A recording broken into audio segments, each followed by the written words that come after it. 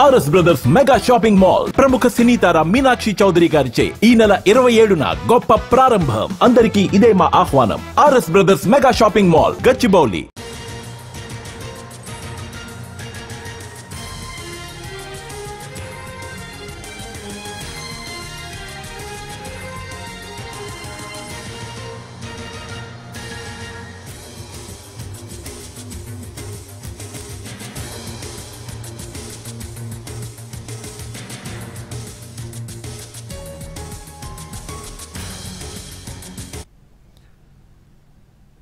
నిన్న మొన్నటి వరకు సైలెంట్గా ఉన్న నెల్లూరు మేయర్ శ్రవంతి ఇప్పుడు అధికార పార్టీపై విమర్శలు చేస్తున్నారు.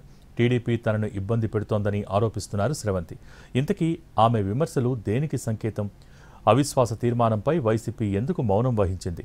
నెల్లూరులో తాజా రాజకీయ పరిస్థితులపై మా ప్రతినిధి వెంకట్ మరిన్ని డీటెయిల్స్ అందిస్తారు.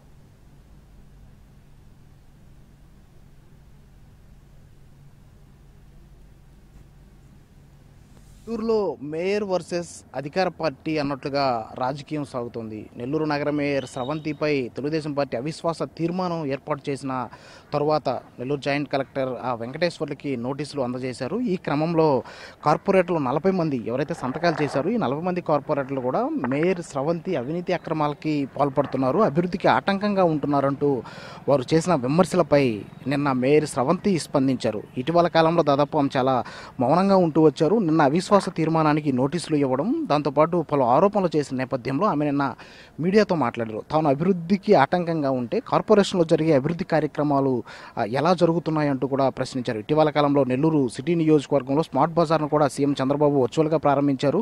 అది కూడా కోట్ల రూపాయలతో పనులు జరిగాయి. సరే, వాటిని ఎలా తాను అభివృద్ధికి అడ్డుగా ఉంటే అవి ఎలా పనులు జరిగేవి అంటూ కూడా ప్రశ్నించారు. దాంతోపాటు తన వద్ద ఎలాంటి ఫైల్స్ పెండింగ్లో లేవని, తాను అవినీతి అక్రమాలు చేస్తూ ఉంటే అధికార పార్టీకి చెందిన కార్పొరేటర్లు కావచ్చు, నేతలు కావచ్చు ఎందుకు మౌనంగా ఉన్నారంటూ కూడా ప్రశ్నించినటువంటి పరిస్థితి. ఇటీవల దాదాపు మేయర్ స్రవంతి అధికారంలోకి వచ్చి బాధ్యతలు చేపట్టి 4 ఏళ్లు పూర్తయిన క్రమంలో 4 రోజుల క్రితం అధికార పార్టీకి చెందిన మొత్తం 40 మంది కార్పొరేటర్లు ఆమెపై వ్యతిరేకంగా అవిశ్వాస తీర్మానానికి నోటీసులు జారీ చేశారు. ఈ క్రమంలో మేయర్ మౌనంగా ఉన్నారు. నిన్న మీడియా సమావేశం ఏర్పాటు చేసి ఎమ్మెల్యే కోటమిరెడ్డి శ్రీధర్ రెడ్డితో పాటు టీడీపీకి చెందిన రూప్ కుమార్ యాదవ్ కావచ్చు, కార్పొరేటర్లు కావచ్చు, వీళ్ళందరిపై కూడా పలు ఆరోపణలు చేసినటువంటి పరిస్థితి.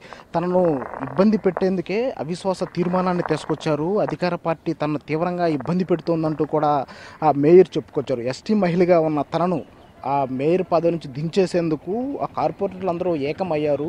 ఆ మేయర్ పదవి కోసం కొందరు కుయుక్తులు పన్నుతున్నారంటూ కూడా ఆమె సంచలన ఆరోపణలు చేసినటువంటి పరిస్థితి. అయితే మరికొద్ది రోజుల్లో అవిశ్వాస తీర్మానానికి డేట్ రాబోతుంది. మొత్తం టీడీపీకి 40 మంది బలం ఉండడంతో టీడీపీ అవిశ్వాస తీర్మానాన్ని నెగ్గబోతుంది.